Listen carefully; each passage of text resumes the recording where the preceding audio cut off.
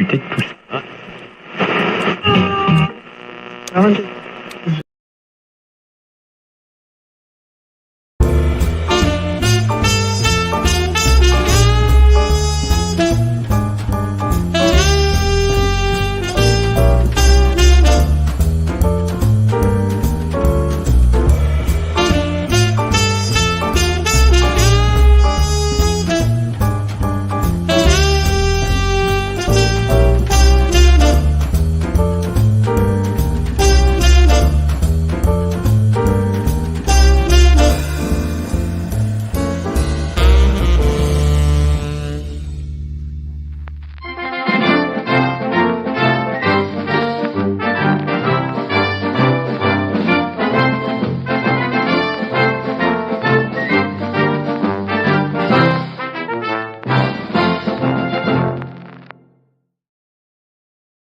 Cats and kittens.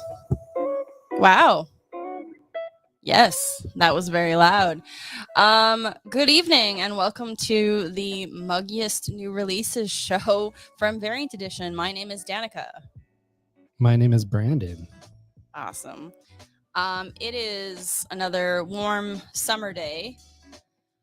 And it is warm in here, and every week I do this, and I think one day that will be a light with a fan.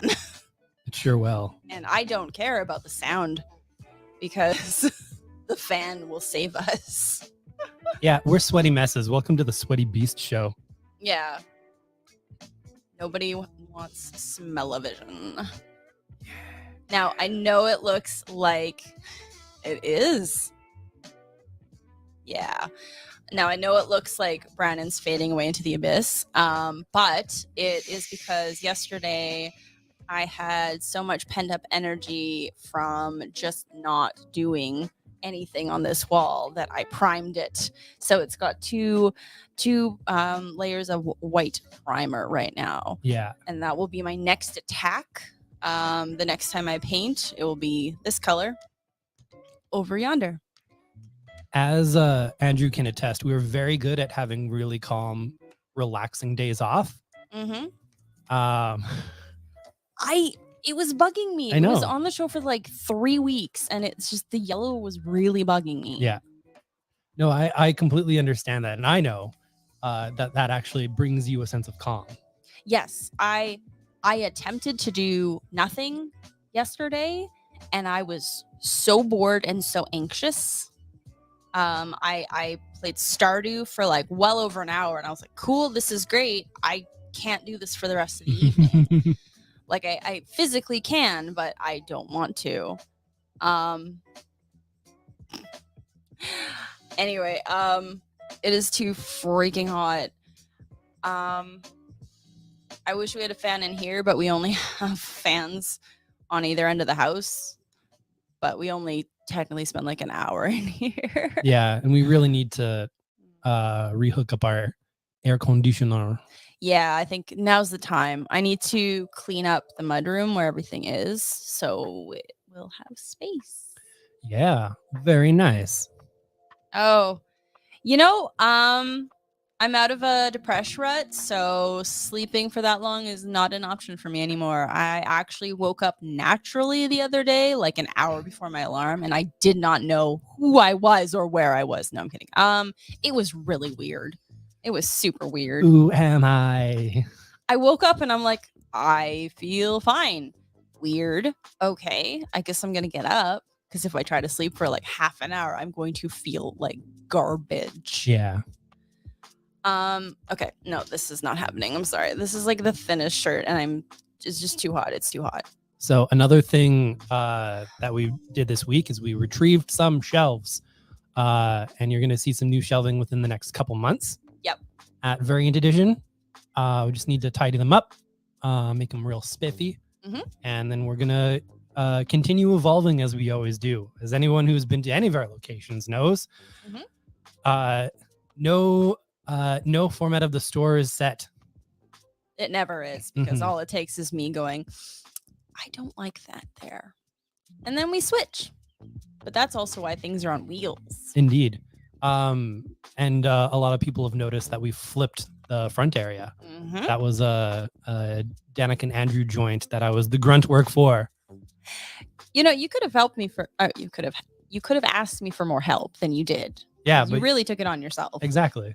No, it was honestly, if more than a person was doing that, it's sort of like it gets to where you're putting things in different piles and you mix up the piles and everything. So it was just like, all right, so I know where everything is. I know where everything can go back, and it all works out.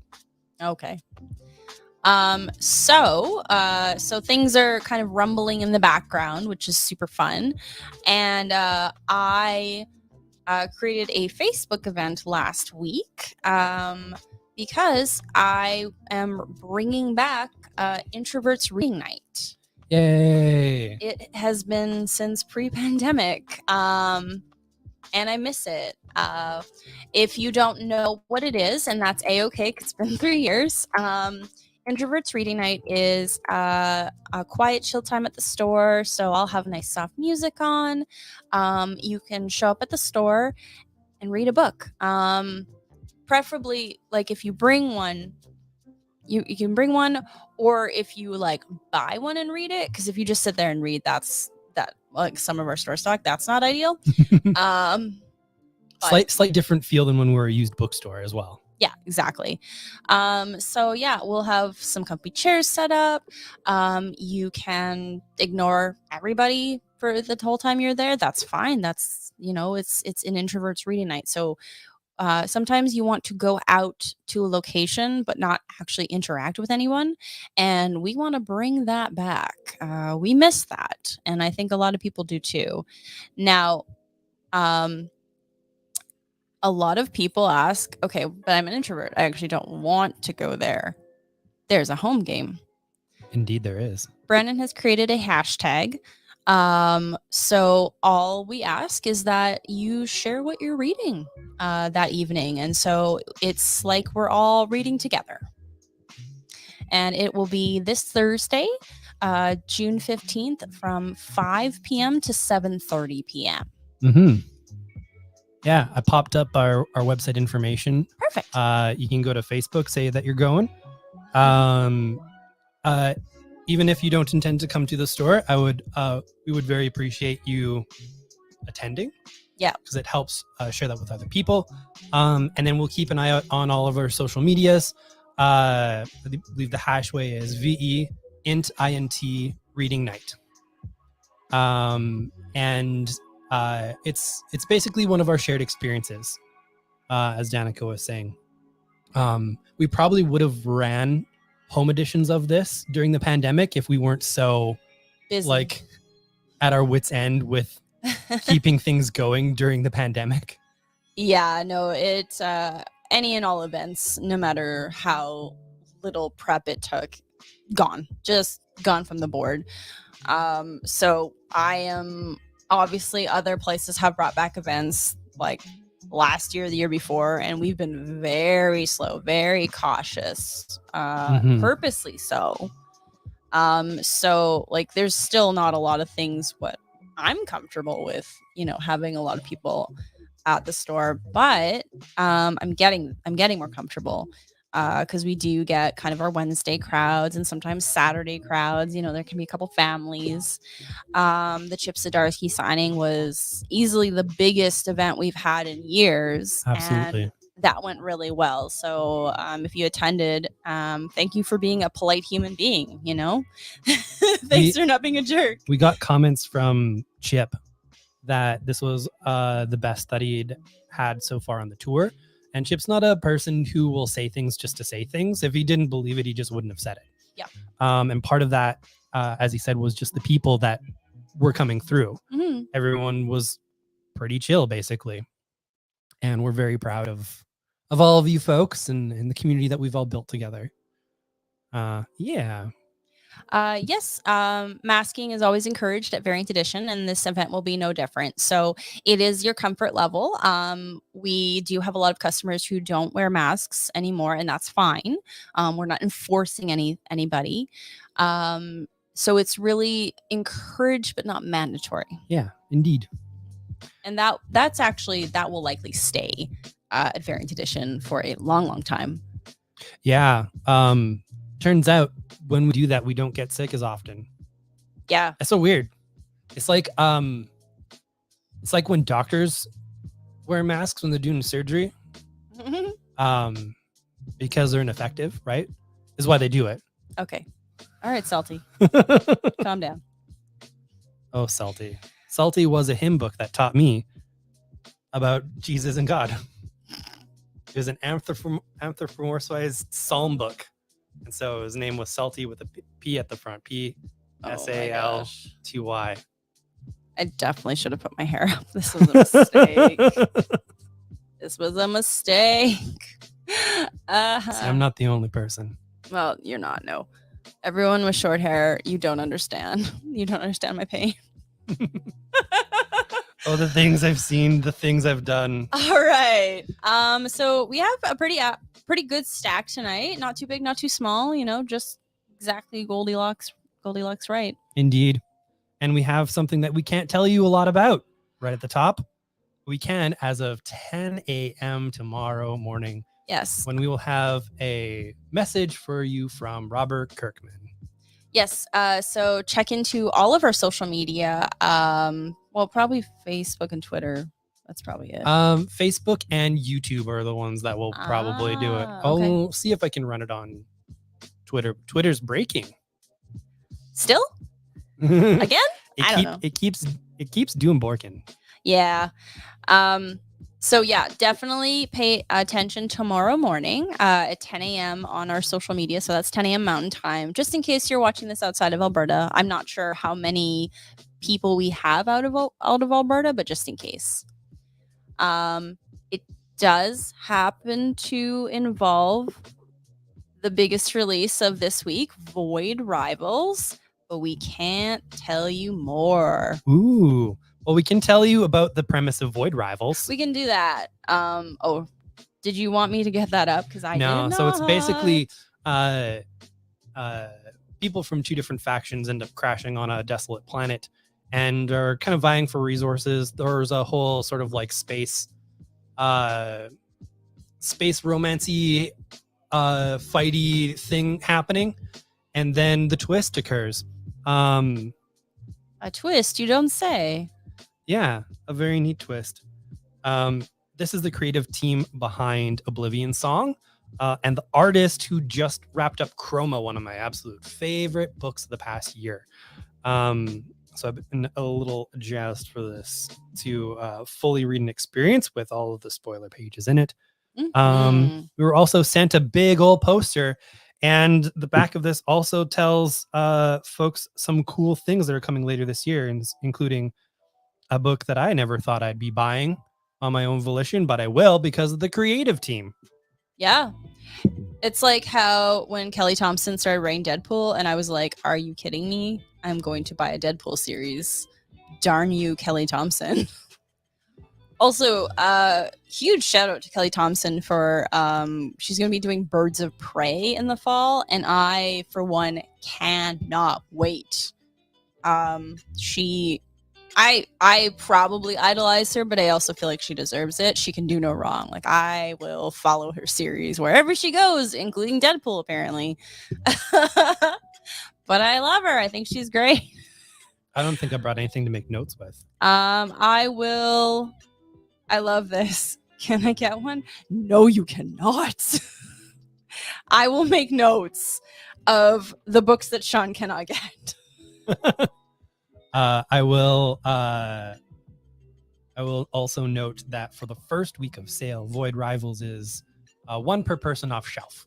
Oh yes, we have a sign. Yeah, I made a sign. It's a nice sign. He made a good sign. Oh, I opened two. I pride myself on being able to do that thing where you can center most of the letters. It's a talent, really. Like, you should make cakes because cakes are terrible for that. Like, congratulations. I can't remember who it is, and it might just be a general joke that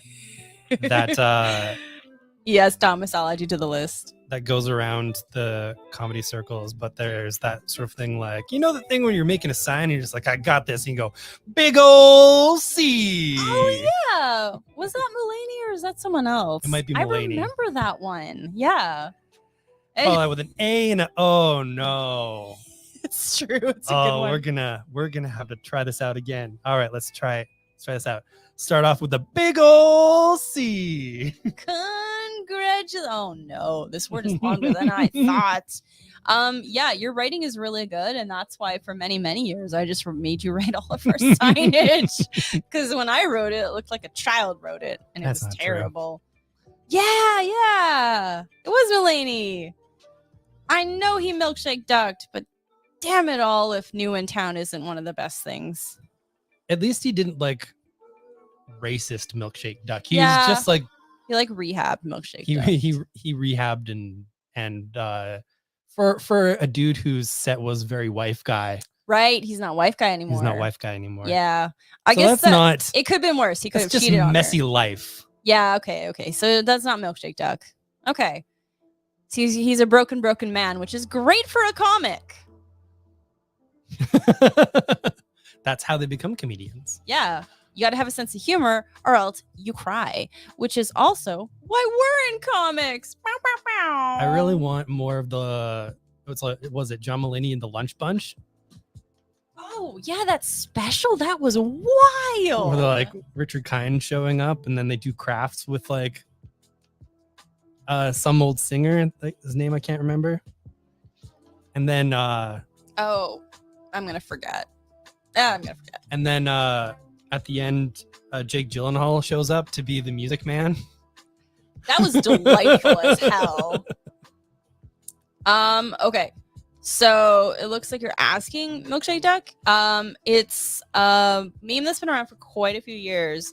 I believe it started from either a tweet or a Tumblr.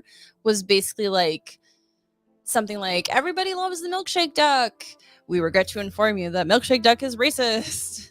And so now that's kind of a term when someone you really like takes a turn for the worse. Yay. Yay. If you ever want to know if you are like me and you are over 35, knowyourmeme.com is a very good website. Because then with proper investigative skills. Yes. What? Oh yeah, you just can't take everything it says on there for face value. No, but they definitely have more research than I sure would, do. just spouting off. Yeah. That's generally what it is, though. It did come from some kind of a social media. Danica, what are the people referring to when they talk about their wets? Pasta. Okay. You trying to school me, boy? No. I was legitimately wondering because I've only heard it in reference to you making jokes about our cat's food. What? Well, you didn't know? I thought I got it from you. No, you did not. Oh no, it's like when you're asking. It's like a Twitter thing. If you're asking your waiter to put like cheese, like Parmesan, on your pasta, and it's like something like, please put dries on my wets or something, and they're like, why are you calling it that? And I'm like, please, sir, my wets. I will have to find that. I did not know that you didn't know. I will find it for you. Good times. I just didn't want to completely embarrass myself by saying, making reference to wets and it being something I shouldn't use. Oh yeah, no. Yeah. No, it's actually funny with the cat's food because technically cats have dry food and wet food, so it's perfect for them. Yeah, so that's how I heard it was. Danica being like, please bring me my wets.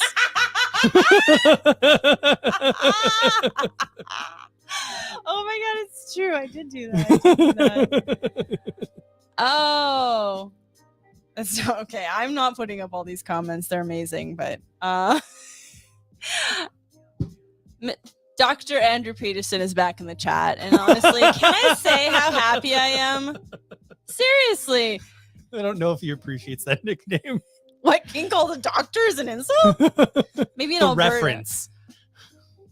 No, what? The reference? Yeah. It's a reference to Dr. Jordan Peterson. No, it's not actually. It's not. No, those are his initials. Like your dad has the DR initials, so it was like he got called doctor once, and so I started doing that to Andrew because he had the same initials. No, I would never. I would never. Okay, that's good. So It's like, you don't know me at all. my Wow. my dad had labels on his luggage, and so when the Greyhound lost his luggage, Yeah. they phoned my mom. They'd have been divorced for a while, but he had the old address because I am my father's son, and we get a phone call. Is Dr. Shots there? My mom's like, what the fuck are you talking about? Excuse me. And then it like slowly clicked because he had told her that like Yeah. there might be a call. And DR Shots. Yeah. Dr. Shots. So yeah, Andrew has the same, well, not obviously Shots, but the similar initials. So I think it's also his. Don't dox your customers, Danica. Dr. Shots is a really nifty name for a doctor who's just like, I'm good at giving needles. Yeah, like Dr. Shots should have been the guy who invented penicillin. That would have been amazing. Wasn't. But that would have been amazing, right? Anyway, we got way off. I'm That's so true. excited for Xeno. Oh, yes. Brandon, he'll tell you the story. Sweet. And John, we don't use the nickname anymore because we don't want to make Foley feel bad. So Bow. yeah, we had to downgrade that because we felt like assholes. So we stopped being assholes. We're trying. We're working on it. I was gonna say It's a constant process. Anyway, Xeno. Oh my good lord. This has got some energy tonight. My arms are getting tired. Are they really? Hurry up. Work on those guns, sir. Guns. Anyway, because the future is getting weirder every day, we give you Xeno number 001, the first of 3 oversized 40 pages intraocular lozenges of subversive surrealist science fiction to cure your awful awareness of it all. Wow. Cure your awful awareness of it all with these fine periodicals. Try not to worry. The insertion process will be guided by the megawatt brilliance of Oni's brightest talents as they slowly tune your hopes, dreams, desires, paranoia, alienation, anxiety, and adrenaline to produce the desired results. So, we have such creators as Melissa Flores from the Mighty Power Rangers. Yeah. Mighty Morphin. I've never had to fight a Zord, but I know someone who has.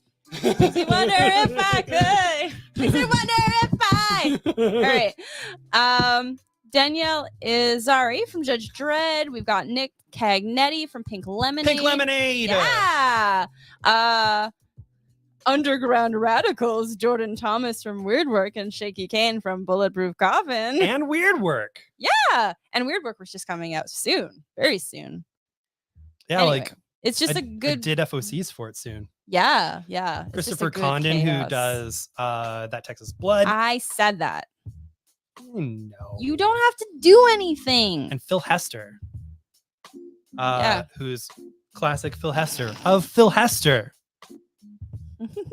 Yeah, no, it's an awesome set of people. And this is part of Oni Press's sort of like new build going forward. Of course, a lot of this was put forward by Zach Soto because he is that bitch. I love it. That's where you get the deep weirds from. Sometimes I get the deep weirds. You get the morbs. Oh no, commies infiltrate Congress. That can't be good. Oh my god. Okay, I'm giving up. I've got to get a hair clip. I'll be right back. Sounds good. I'll just silently read through this book. No. Yeah, you'd watch Brandon read a comic. That would be great. We have nice placement. We have the Marvel Pride special and following up on DC's Pride special from a couple weeks ago, we've got the DC Pride Through the Ages special, which features a bunch of reprints of DC Pride centric issues, including the classic Greg Rucka, J.H. Williams the third as introduction to Batwoman, and a brand new story featuring Alan Scott, Green Lantern, which is in front of a series of his own later this year, which is really nice. The Pride specials are always a lot of fun. You get a lot of different stuff in there, and you've got such creators as Stephen Byrne, Sarah Gailey, Steve Fox, Rose Campy, Stephanie Williams, just a whole bunch of folks telling good stories.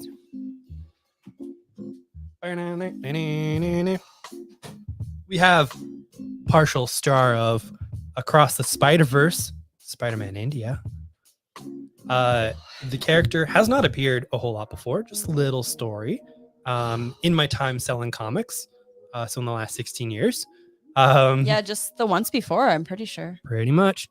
And when I saw this announced, I was like, hey, I wonder if he's going to be in that new movie. And not really spoilers, because I think that's a known thing.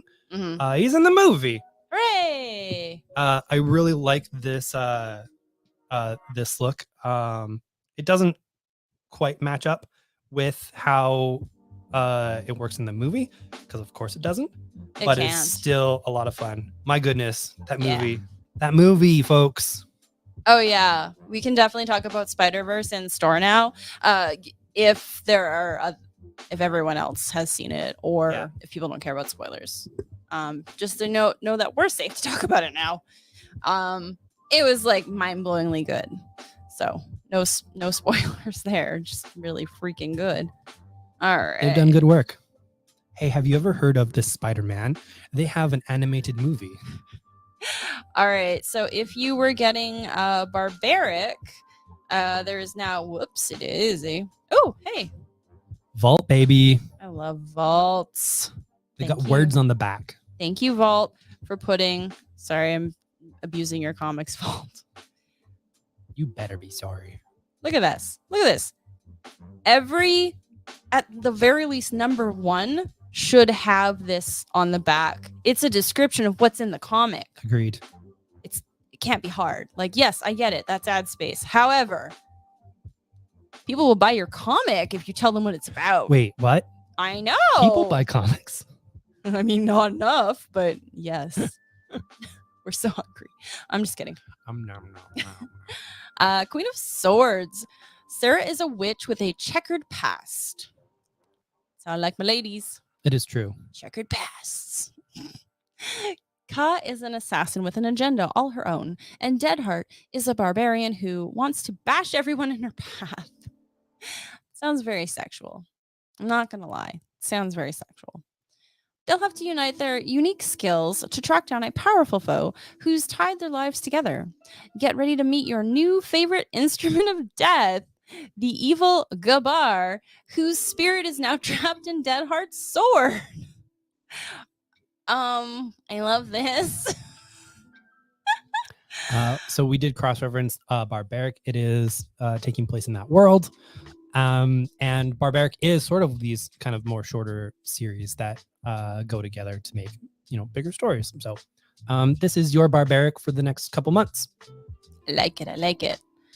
All right. Happy to report there is a new Black Panther series. And I'm going to... I always love when Mr. Garson, I think it's Garson, does these collage pictures. Yeah, they're really rad. Really all right. So, it's by Eve Ewing. Mm-hmm. I like her. She's great. She's from Chicago. Really? That's cool. Banished from the throne and a fugitive in his own homelands, T'Challa still can't leave Wakanda without its sworn protector.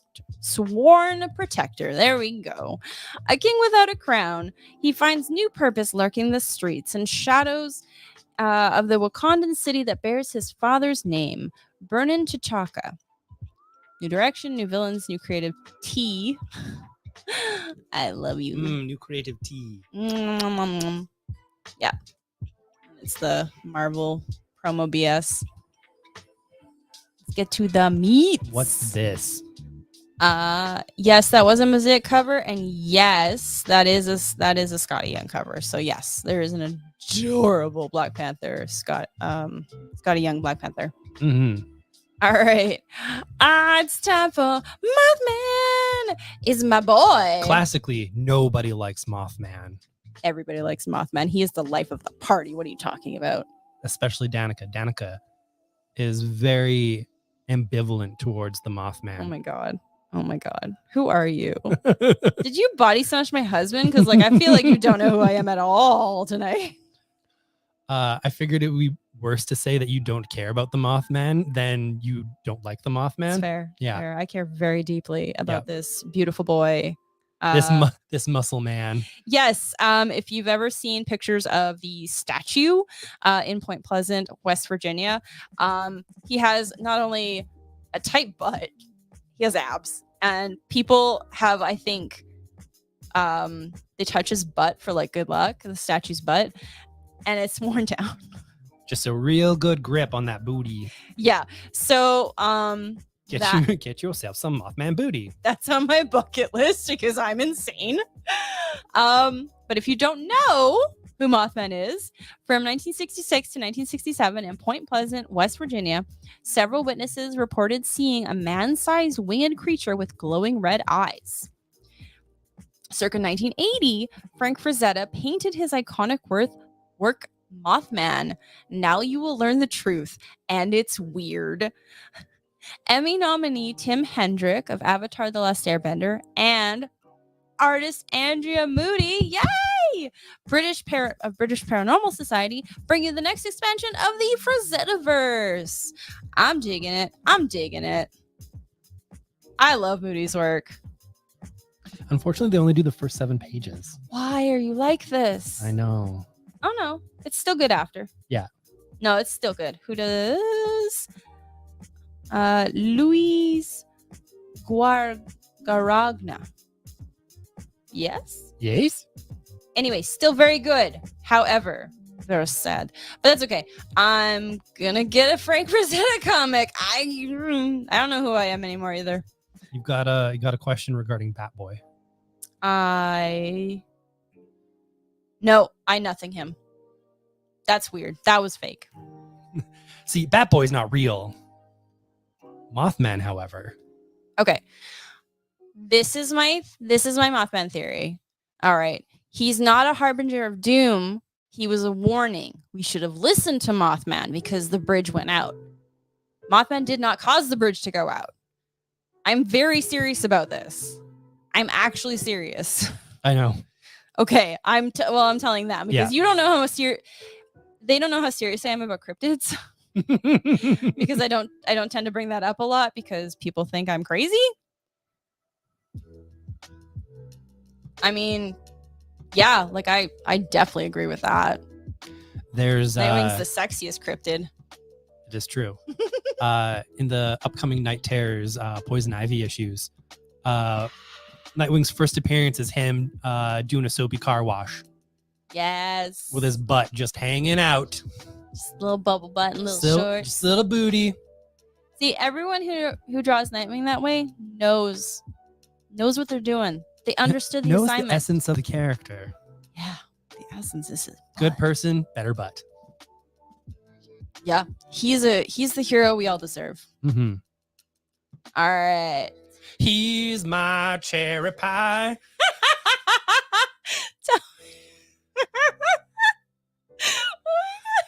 Is this gonna work? We've got the new Static Annual. It is the first appearance in comic form of Anansi, who was in the Static Shock cartoon from the youth and times, from the long, long ago. Ooh. Yeah.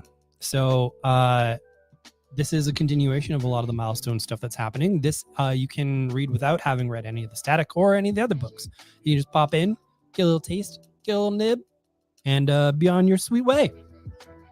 Get a little nib. Just a little nib. We've got a question in the chat. Sean, the Night Terror books do not come out on all the same day. They will be coming out a little bit each week. Basically, I know that fairly recently we had to do some final order cutoffs on about half of them, and that's because we did 2 weeks worth of FOCs So I know that there's a lot of people who think that they might be coming out all in one day just because of how we had to order them. No. No, they probably all have to get them printed at the same time, which means the FOC was the same. The FOC was the same because next week DC offices are closed in lieu of Juneteenth. Oh, wonderful. Good for them. Yeah. Good. They've done that for a couple of years now, and retailers get very upset because then they have another week of pretty much double orders after that because they close in lieu of the 4th of July. So the retailers don't want anyone to have holidays. If we can't have holidays, I believe is what the sentiment was last year. No one can. Okay. If we're not allowed to take a break, then you're not allowed to take a break. This is rude. You're being rude, boys and girls. I did request to our friend Brian to give me his spare vacation days because they were forcing him last year to take vacation, and I said, "Well, I'll just take them. I'll take them for you." Fine. Yeah, and I tried. He said no. He said no. He said no. Oh, okay. You should talk to the boss. I'm the boss. Yeah, about some vacation days.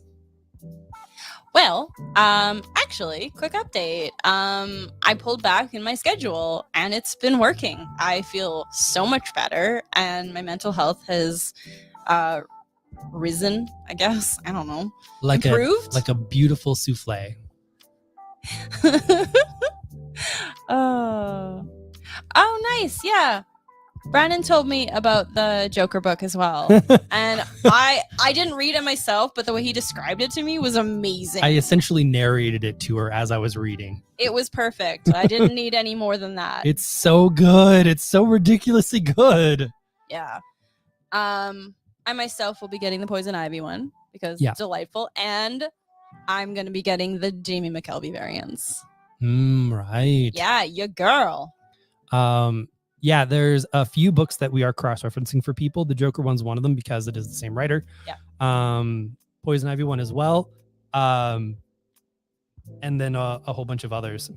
Now there's a bunch that we're kind of skipping cross-referencing for. Mm-hmm. The Flash and Wonder Woman, who are between creative teams. Those are opt-ins type of things. The Batman one does have a lot to do with the main story.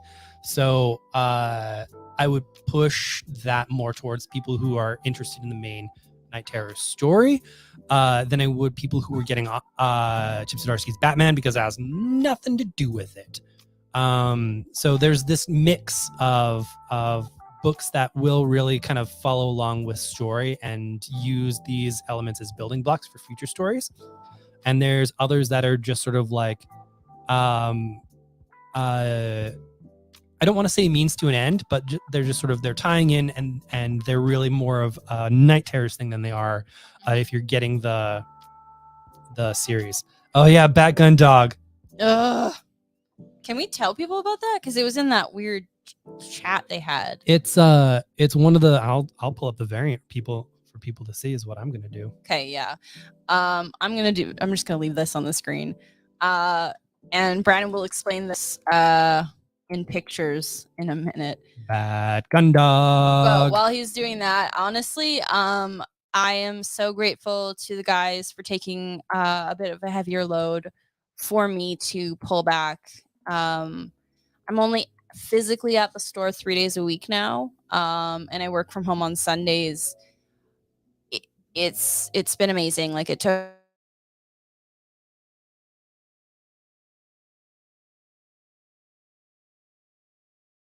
Dude, that would be bad. No. There we go. Yeah. Just give me a moment. So I just wanted to say that things are going well. I have more time for like home projects, and Brendan and I have Fridays together now, which has been really cool. Because one thing that you lose when you are a married couple who owns a business is the marriage part. So just going out and doing fun errands together as normal married people do, it's mini dates. Yeah, exactly. We can go out to like nice places for lunch and just kind of have the day to ourselves, which is great.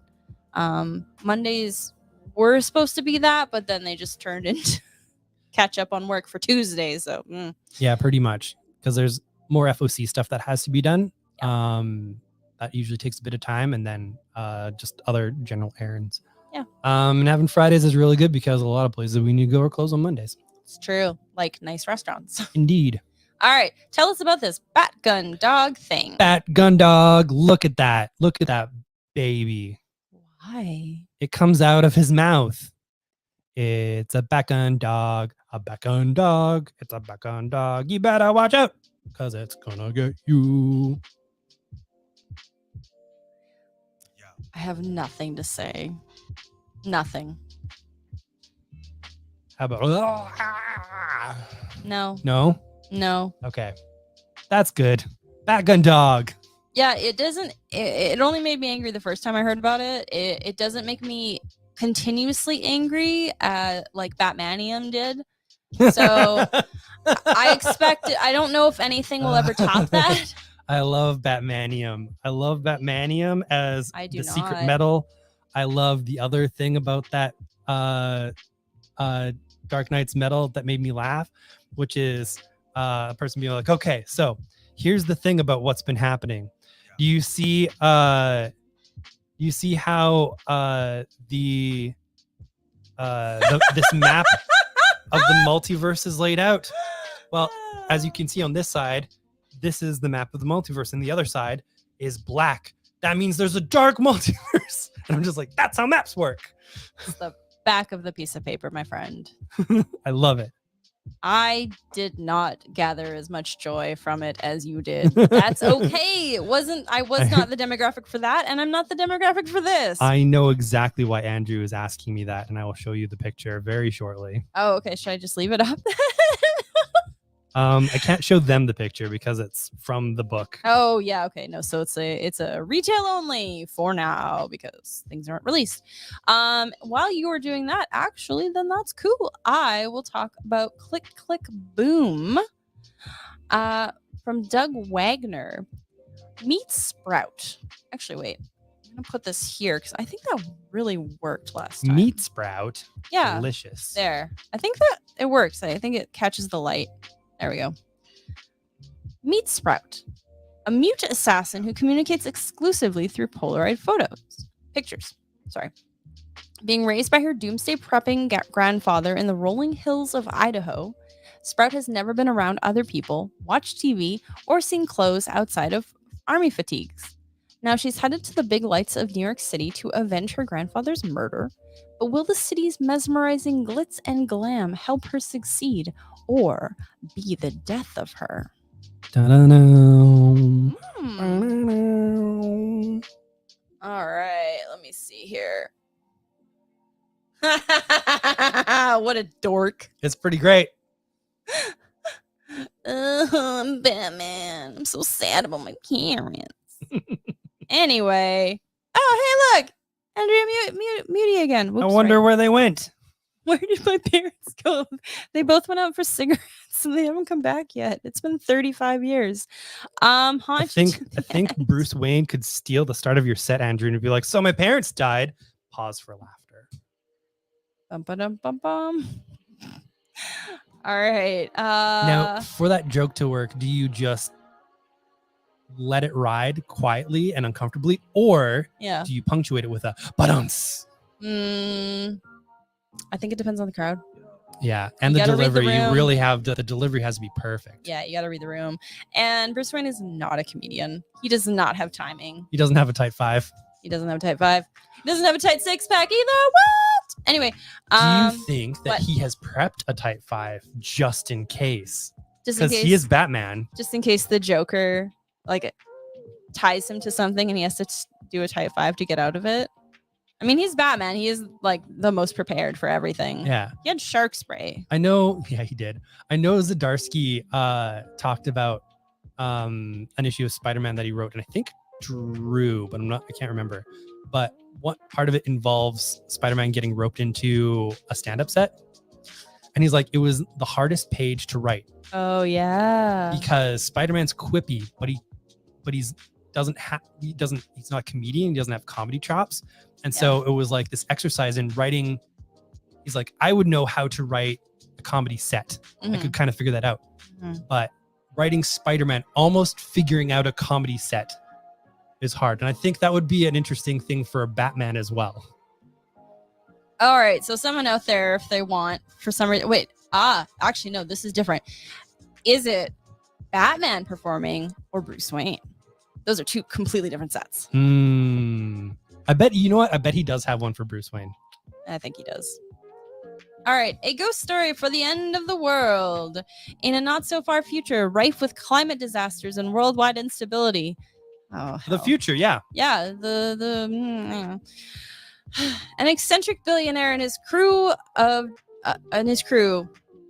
right, pause, a disgraced journalist, a radical doctor, a TV demonologist, and a squad of hard-bitten military contractors set out to prove the existence of life after death. But even if their mission is a success, the truth behind the most haunted place on Earth may not be the comforting revelation the world is hoping for. Hey, do you think this is a book for Danica's? Oh, I bet it is. It's got Andrea Moody doing all of the art. So pretty. It's in the future, and no one's happy in the future. I like books like that. I like it. Very, very dry. I can't remember the guy's name, but there was a comedian, like he's passed on, but he was so dry and so just like, but he was hilarious. So if Batman can be like 2% of that guy. What did the Scarecrow say when I punched him? That was what I was gonna say. Don't punch me. It's funny because he's scared. See? Oh. Because he's the Scarecrow. Copra's here. So this is super exciting because it is round 7. It features a whole bunch of stories that have yet to be collected and a few that were not available in the single issues that you could find a variant edition. No. Copra versus the 5-issue miniseries, 2 of which got printed for a wider release. 3, 4, and 5 sort of hit, I think, pandemic-y era and just went out to patrons. So stores could not get a hold of the copies. It also includes Copra number 25, which hasn't been collected, and the latest issues of Copra, including 45, which is on its way to us, actually. And like, look at this thick boy. Look at this beautiful boy. It has so much. And yeah, if you don't know what Copra is, I basically like to explain it as it's a very, very kind of indie-minded Suicide Squad. Definitely taking its inspiration from the 80s Suicide Squad. And it's just wonderful, wild, big idea storytelling that I really like the flavoring in my superhero comics. So I'm very sad for this one because it has the stories that I have not read. We will, Andrew. Thanks for the message. I can say yes. Yes, I can get that for you. Sorry. We'll respond just to make it official. Yeah. Yeah, Stephen Wright, definitely. Thank you for that. And thanks to people also search for. I was thinking of Mitch Hedberg. I just can't. I'm bad with names. Oh yeah. Right? Because he's very flat toned. But yeah, I remember Stephen Wright would also be that kind of area of comedy. Mm-hmm. Like two hilarious gentlemen. But I don't know. Is Stephen Wright still the Mitch Hedberg line that I always remember is, I don't know why they say escalator temporarily out of order. Why don't they just say escalator temporarily stairs? I forgot about that one. That was so good. That guy's so good. Oh, that's why you were so excited. That's awesome. Okay. Cool. Yeah. And now y'all have 2 comedians to look up on YouTube and pretend they're Batman. For reasons? Anyway, it's just a suggestion. I like it. All right. People have been very excited for Night Fever, and it is out physically right now. It's the new Ed Brubaker, Sean Phillips, which means, of course, for the first batch of people who come in and grab this book, we do have signed book plates. Very fancy. Only a limited amount, though. Yeah. And by golly, do we have more people getting these books. Then we do have autographed. So we thingies. ran out. Wait, Yay. are you saying we ran out of copies already, or ran out of stickers? We have a little bit of both. Yeah, okay, that's fair. So more of a first come first serve type of thing, even for file customers. Yep. Who are you really, and what are the things you do, or are you the person inside your mind? Oh no, I hope not. Oh, sorry. Are you the things you do, or are you the person inside your mind? In Europe on a business trip, Jonathan Webb can't sleep. Instead, he finds himself wandering the streets of this strange foreign city with a new friend, the mysterious and violent Rainier, as his guide. Rainier shows Jonathan the hidden world of the night, a world without rules or limits. But when the fun turns dangerous, Jonathan may find himself trapped in the dark. A Jekyll and Hyde story of a man facing the darkness inside himself. Night Fever is a pulse-pounding noir thriller from Grandmasters Ed Brubaker and John Phillips. From Ed Brubaker and John Phillips, it's a spooky book. Oh look, they released another mystery. Yay! I was listening to Can't really do it. Matthew Rosenberg has a podcast where he talks to comic creators, and it's a lot of fun. And he had Chip on one of the latest ones, and Chip was talking about, amongst a whole bunch of other things, Brubaker always saying that he's like, oh, you know what, my next thing is probably going to be fantasy thing that we're going to do. We'll probably do a fantasy thing, and then the next book comes out and it is not. No.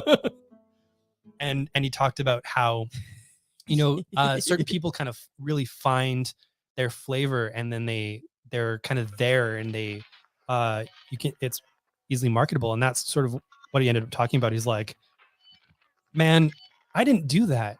You know, he's just like, oh yeah, my Jughead fans are absolutely going to love Public Domain. They're going to love Kaptara. And he's like describing these things, and I'm like, yeah, these are all like points all around here. Mm-hmm. But as evidenced by our signing, there's fans of all of it. Yeah, exactly. It's cool that there are creators who know exactly where their wheelhouse is and they stay there. Maybe not only because they're comfortable, but they're extremely talented at this thing, and not just this one thing. That's not what I meant. And then there's creators that just go, you know what? I'm going to try this genre. I'm going to do this genre.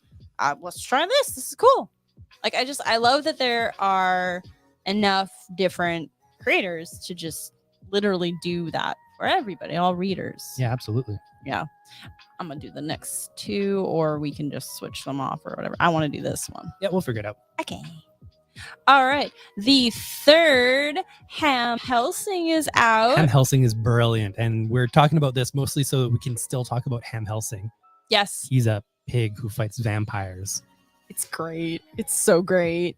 I don't care what age you are. You should probably pick up Ham Helsing. Ham Helsing. I got so excited I blacked out. No vacation for our heroes. Ham Helsing and his pals are snowed in at the old Helsing Manor, and they aren't the only ones haunting its dusty halls. Oh no! All Ham wanted to do was visit his family home, but he finds nothing but trouble. Between the world's oldest vampire and his monster hunting dad, Ham will have his hands full just trying to keep his friends safe. I love this. Mm-hmm. If you want delightful, you want this book. Like I said, I don't care what age you are. I don't care what you read. It's real good. Just buy it, my friend. It's funny, Sean, Kyle Starks was also on a podcast this week talking about his career. Oh. He was busy. on Off Panel. Oh, okay, yeah. And about the comedy stuff, and how I Hate This Place was sort of an attempt to get away from being a humor writer in a way, because he's like, I love doing it. And he also said, like, I'll always make my books funny, because you kind of need funny so that people care about things. You can't get people to care about them if you're just being super serious all the time. And he was just like, so when I got this year's Eisner, or one of this year's Eisner nominations, they nominated the book in the humor category. again. No. And he's like, and Dave Harbour was like, do you have any control over where it's submitted? He's like, no, that's Skybound. Oh, jeez. Skybound should know better. Kyle Stark Sky. He's a funny boy. Yeah, what did the guys at Challengers call him? It was like the ultimate Kyle Starks or something? I was literally listening to Absolute Kyle Starks. Absolute, and it's right. because of the wrestler Absolute Ricky Starks, who does the thing. Oh, okay. Yeah. That's cool. Yeah. Sometimes I don't understand what they're talking about, but then I just realize it's wrestling. I love you guys, Patrick, Dahl, but I fast forward through the wrestling parts of your business podcast. They may or may not be talking about wrestling on this because AEW Collision is happening, the first episode of their new weekly show in Chicago, and CM Punk's coming back. CM Punk has a file at their store. Yes, he does. It's very, very fun factoid. We don't have any wrestlers who have a file at our store, unfortunately. No, there's one who buys stuff every now and then. Yeah. All right. If you know wrestlers, and wrestlers apparently love comics, there's a huge crossover. They really do. Tell them about Variant Edition, my friends. But yeah, I caught up with the Challengers podcast the last 2 weeks today because I was behind, like I always am. It was fun. Yeah. It's nice to hear them talk about stuff that we talk about, and I'm like, yeah, I feel like that too. Plus, they've been doing this for a long enough that there's things that they just truly don't give a heck about. Yeah. And it can be cathartic. Yes. Oh, all right. Tell me about the Unpettables. These sweet boys, Pigment and Lizardo, are free. It's true. Pigment and Lizardo recently declared independence from the petting zoo. And now this pot-bellied pig and iguana are out to see the world. They are the Unpettables. They're available for temporary work as freelance pets. But no matter what gigs the Unpettables may get, they have one very big rule. No more petting. Will the Unpettables find the independence they're looking for? Or will maintenance man Kenny finally catch up with them and make them go back to Uncle Milo's all-natural petting zoo? No one on Earth knows the answer to that. Nobody. Unless you buy this book. Also, French flaps. Ooh la la, ça suffit. We need like a sexy saxophone and a ooh la la button, like that whole yeah, absolutely. Anyway.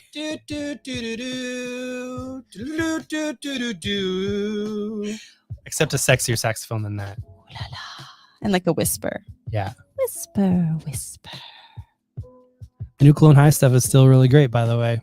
I have your baby in me, giraffe. That's from the old Clone High. Anyhoozle, always human. Been waiting for this one for a little bit. I might put the books here because, like, when I don't have to read them, like, they read the back or whatever. But they look good there, right? They look good. Sean, yeah. Yes. There's a lot of sax. Yeah. In like late 80s, early 90s, they really were into their sax back then. Saxophones were saxophones. I mean, come on, it was the 80s. Yeah. You got to the post chorus bridge, and it's like it's time to. Yeah, I wrote a song, but I got distracted. Okay, I'm getting distracted. Always human from Ari North. The future is now. People use technology to enhance their health, minds, and appearances. However a person wants to look or feel, there's a mod for that. Or maybe I'll hold it like this. There we go. Showing the title. Sorry. Tsunati is attracted to Austin the first time she sees her at a train station. She admires Austin's apparent bravery and confidence to live life unmodded. But Austin has the rare Egan's syndrome, a condition that makes her body reject mods. Gradually, their relationship unfolds as they deal with friends, family, and the emotional conflicts that come with every romance. Together, they will learn and grow in a story that reminds us no matter how technology evolves, we remain always human.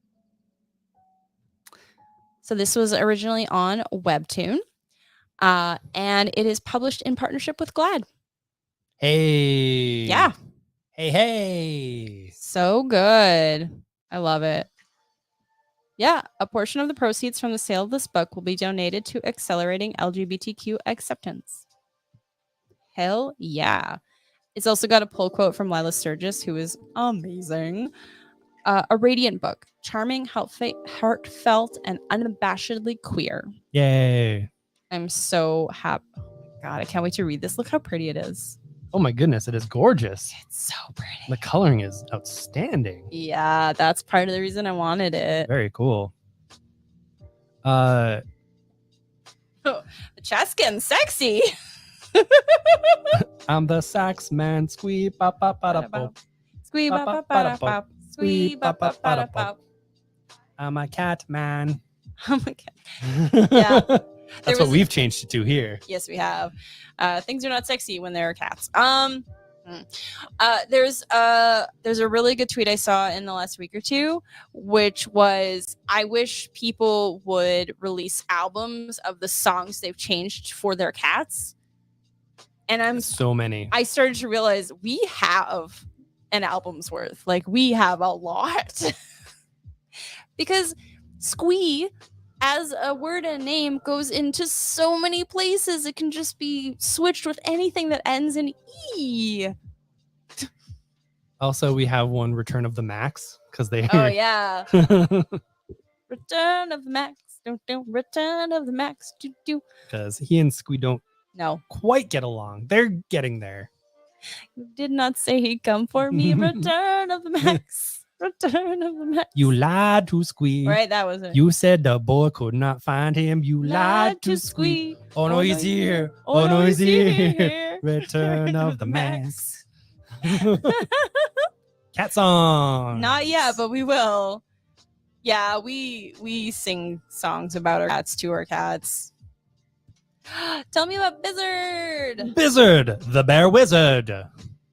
Outstanding. Yes. Bear was just an average bear until one day a tornado caused an out-of-control wizard's wand to crash down on his head. He can't pull it out, so now he looks like a cross between a bear and a unicorn, and even worse, he has the ability to grant wishes. Something he wants no part of because he'd rather sleep. Bear's friends give him a new name, Bizzard the Bear Wizard, and he reluctantly accepts his new magical powers and begins granting wishes to everyone in the forest. Oh my God. But when he unwittingly gives an evil wolf magical powers, things in the forest are turned upside down. How Bizzard the Bear Wizard and his friends save the day makes for an exciting, laugh-out-loud story about a reluctant hero who sets out to foil sinister plans and learns to face his newfound destiny with strength, kindness, and more than a dose of wizardry. Oh my God, that sounds amazing. This has been written by an Australian. Oh dear. So you should pronounce it bear. This bear? He's bear. Oh, he does look like a unicorn. Aw, he's a bear-unicorn. I love him. All right. Our latest addition to our sports section, which is also very sexy. The sports section is extremely gay. Yeah. If it's about sports and has smooching, it's in our sports section. I don't understand why you would read a comic about sports if there's no smooching. Most of the sports books that we can get in involve a lot of smooching. Yes. This will now be one of them. Indeed. Book one! Book one! Grand Slam Romance. Romance. Oh, it's not flaps, but it's a dust jacket. It's a dust jacket. Also, there's some smooching on the cover. I can show it. There's some smooching on the cover. It's just tongues. Look how sexy this is. I did not realize that was back there. I mean, what's the tagline of this series? Getting to third base has never been more magical.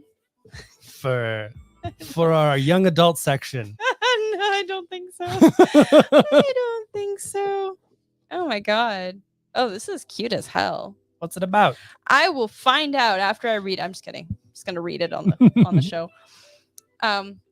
In this queer graphic novel that's equal parts romance, softball, softball, not baseball, and magical girl drama, Mickey Monsoon is the hotshot pitcher for the Bell City Broads, and their team is poised The Broads. Right? Broads are cool if you use it yourself. If some rando dude calls you a broad, you can slap him in the face. And their team is poised to sweep the league this season. But Mickey is thrown off their game when Astra Maxima, a grade A hottie, heartbreaker, and home run hitter, shows up to catch for the Gaiety Gals, the Broad's fiercest rival. Astra is flirty, arrogant, and reckless on the field. Everything the rule-abiding Mickey hates. Oh, it's opposites attract! Once upon a time, Astra and Mickey were best friends, and maybe more. That is, until Astra unceremoniously dumped Mickey to become a softball wonderkind at a private girls' school in Switzerland. As you do. Astra thinks Mickey's cute and wants to fool around, despite the rocky history and the trail of jilted softballers that Astra leaves in her wake. Too bad the only thing Mickey wants is vengeance for their broken heart and wounded pride. But even they have to admit, Astra is a certified babe. And that's not all. Astra isn't just a softball superstar. She's a full-fledged magical girl. Full of wet mitts, hard hits, and a bevy of softball-playing babes, Grand Slam Romance is a flawless home run that is sure to knock readers out of the park. I am so excited to read about softball.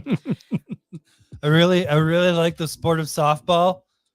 Yep. Oh God, it's getting warmer in there. I didn't think it could become warmer in this room, but it is. It is now.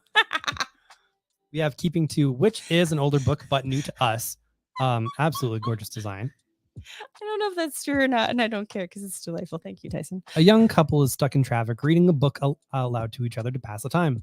The relationship is already strained, but between the encroaching road rage, a novel that hits way too close to home, and tensions are running especially high by the time they arrive back at their apartment.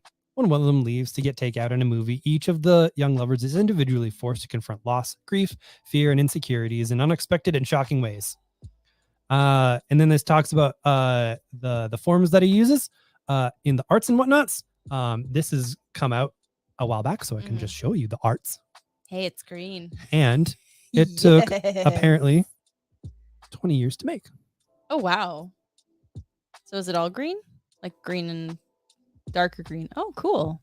Looks awesome. I like books with rounded edges too. I just think they look neat. Yeah. I do like when they do these things. Yeah. It's them all. It does sound like a wonderful book about softball.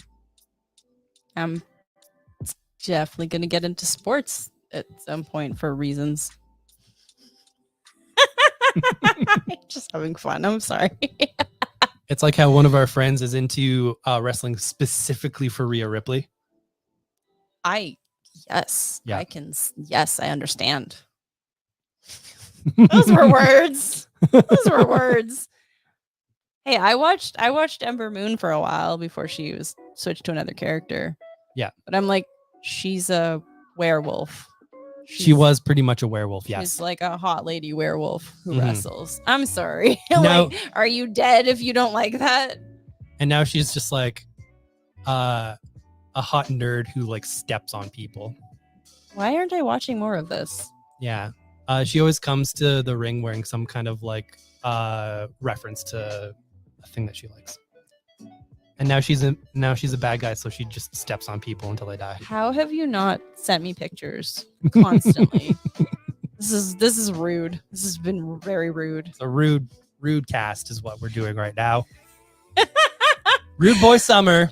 Rude boy summer. Woohoo! All right.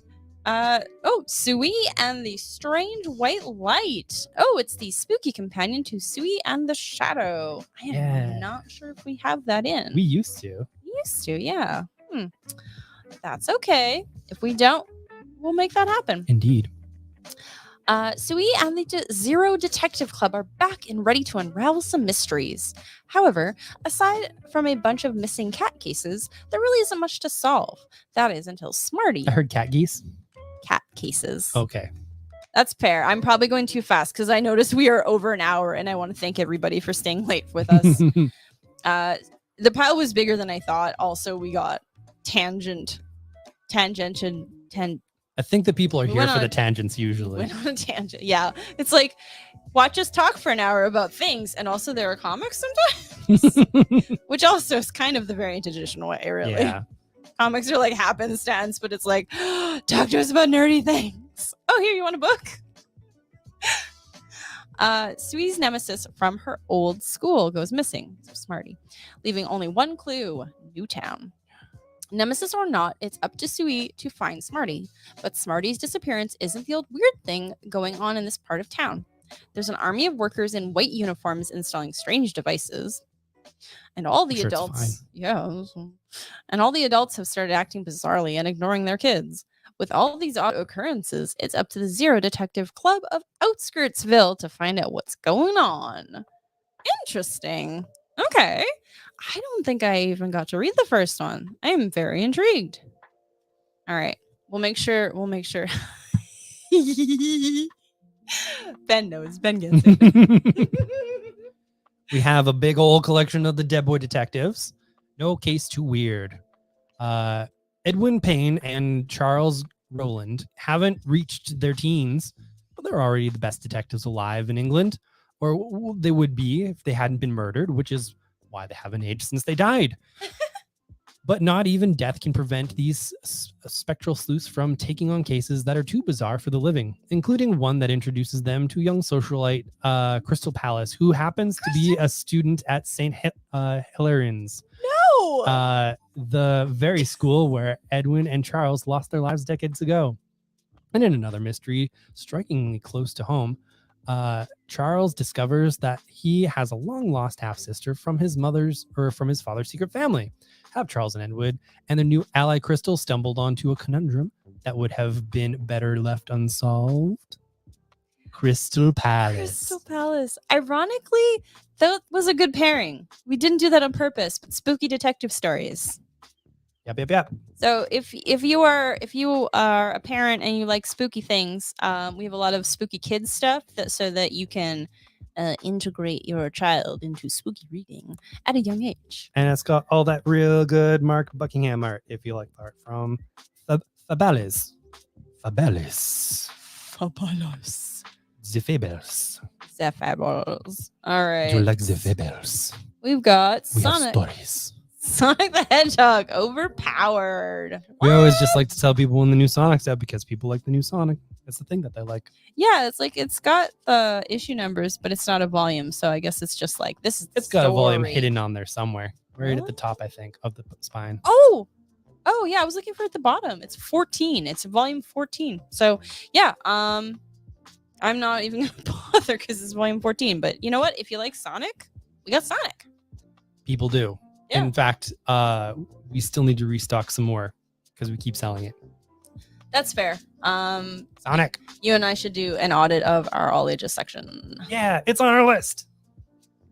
Our list is long. Our list is long. Tell me about this last book. So, for a while, probably for a decade or so, DC has been reprinting the creepy magazines from yonder years. And now they're doing beautiful soft covers. Creepy Magazine and affordable soft covers, I should say. Creepy Magazine turned the world of graphic fiction on its head in the early 60s, presenting the work of legendary creators Archie Goodwin, Frank Frazetta, Al Williamson, Reed Candle, Gary Morrow, Alex Toth, Joe Orlando, and more, who reached new artistic heights with their explorations of modern and classic horror tales. For the next 20 years, no single publication did more to bring quality storytelling to horror comics, and Dark Horse Books brings these tales of death, devilry, and darkness back into the light, resurrecting these nearly impossible to find publications.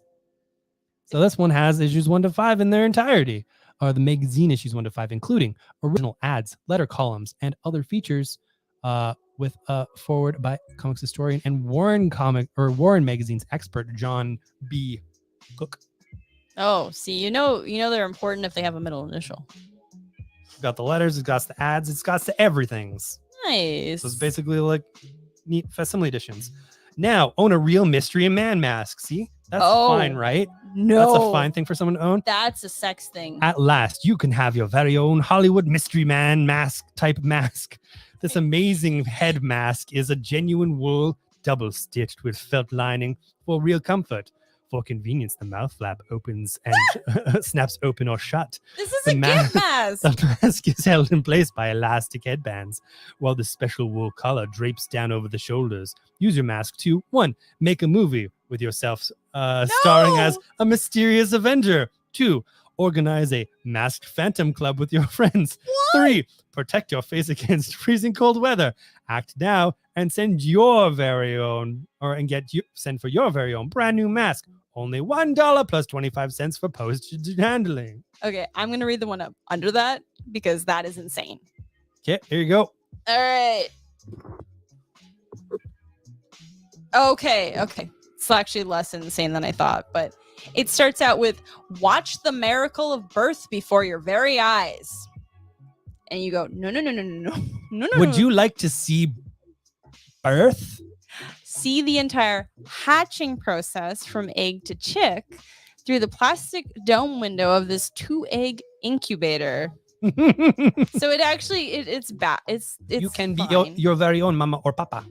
Yeah, it's okay. It's not as bad as I thought it was. I was like, what is happening? But my God. Hey kid, you want to see a live birth? No. Okay, but we got to show the mask. That's a regular mask that people wear. Just a regular mask for regular men. We're just regular men. Just innocent men. Just innocent, regular men who are apparently youths having sex parties. Maybe this is why they wanted to ban comics. Oh no, these magazines are not for youths. Youths did not read these magazines. But Brandon, I thought comics were just for kids. Well, that's why these were magazines. Very specifically how they got around the comics code. Yeah. A mask? All right. Well, they're $1, Andrew. Yeah. I mean, you can't afford not to. Yeah. So go through the book and it'll tell you where to send your $1 and 25. Well, exchange rates. I might as well safely just send $2 to cover it. Just send like $7. $4 because you want 2. Okay. Well, at least they don't have people's addresses like they used to in the old times. It's so weird that they did that. It's so creepy. The dudes who do the dollop on their feed do a show called The Pastimes, and it's them and a guest going through old newspapers because they read through a lot of old newspapers to get these things going. And so sometimes they just like go through old newspapers. And yeah, one of the things that they would do is just sort of like, all right, on this day, this person who lives at this specific address was doing this thing. It's like, okay. Yeah, and yet it's like the boomers were like, don't go online. You might get kidnapped or something. And I'm like, you gave out your address to like thousands of people. Also, I came across this letter. I'm not going to read the whole thing because it's really long. But it's this guy. Oh, an aside, there's a Tim from Calgary. That's cool. Neat. Now, this is from Robert in Indiana. I'm sorry. Robert, Indiana. Yes. He's probably still on the internet somewhere if he's not dead. I'm sorry, but try as I might, I cannot find anything to recommend in your magazine.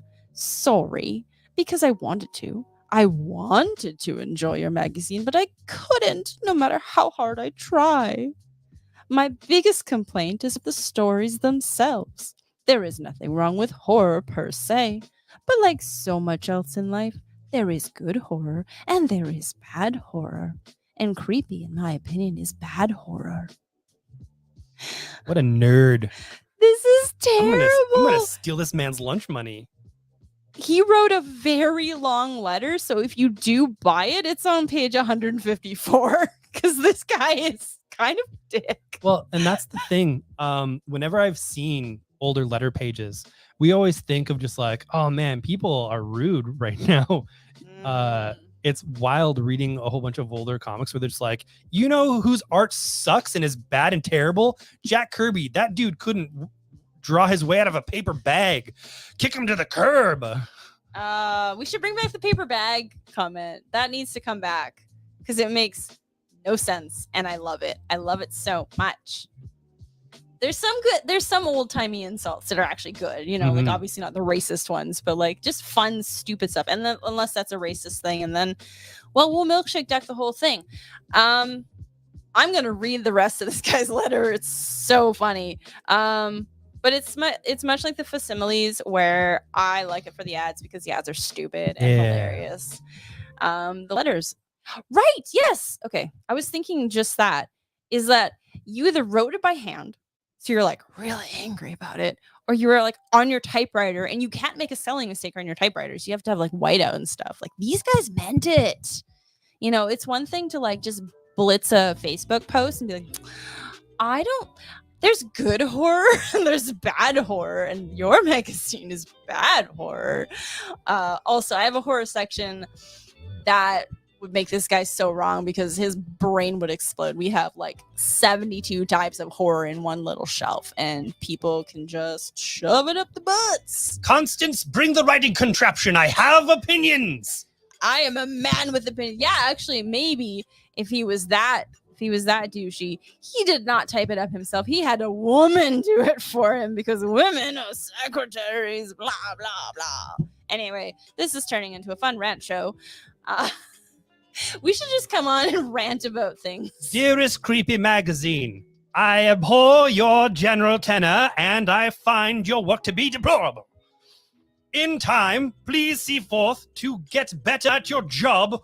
Otherwise, I shall stop purchasing your fine periodical. You know, that sounds like a couple of our old Yelp reviews. Wow. It's like a weird flashback. If you do not clean up your act, I might stop purchasing your magazine in 3 to 4 months. You have at least that amount of time to make some recompense. Give me what I wish for. Thank you so much, J.P. Pettingworth the 12th. Uh-huh. Yeah, it's the same as those guys who are like, I've been reading this comic for 10 years.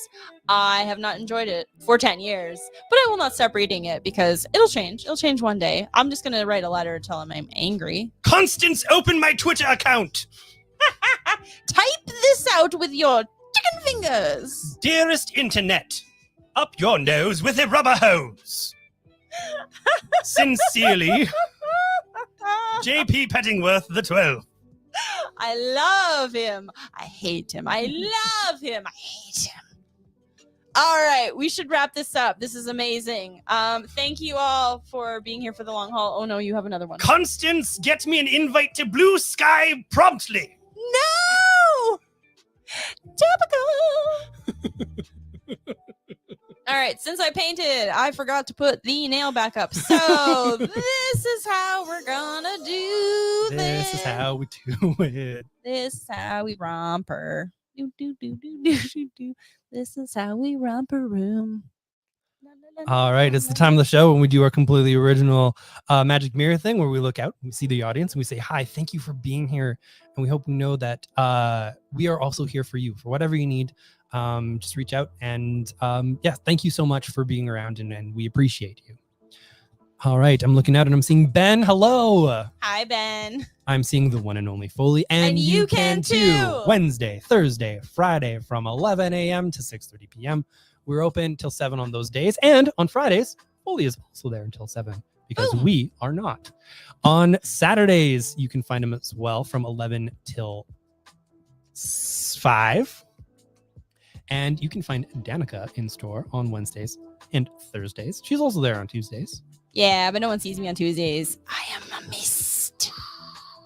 A shadow. And you can find me in the store on Sundays from 11 to 5. Those are all of our open store hours. But you can find us open all the time on the internet, variantedmonton.com, for all of your, hey, maybe I want that thing needs. Whoop, still doing this. I see Sean. Hi, Sean. I see Lori. Hello. I see Dr. Andrew Peterson. Hello, hello. Doctor. I see Jason. Howdy. Jason. I see Thomas. Hey. Hi.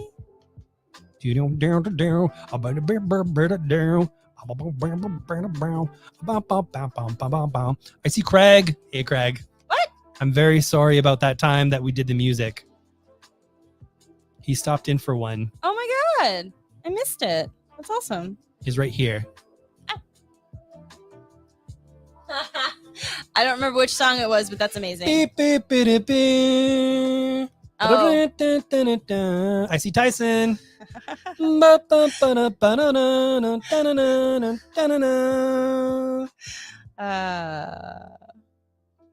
And you know what that sound means? It's time to get sexy. So we are going to stop the, no, I'm kidding. I was not aware of this. We're going to stop the show and we're going to read a bunch of these books is what we are actually going to do. Thank you all for watching. I hope you all have a good time. We will talk to you again next week or in store soon. Bye. Bye. See some of you on Thursday, maybe.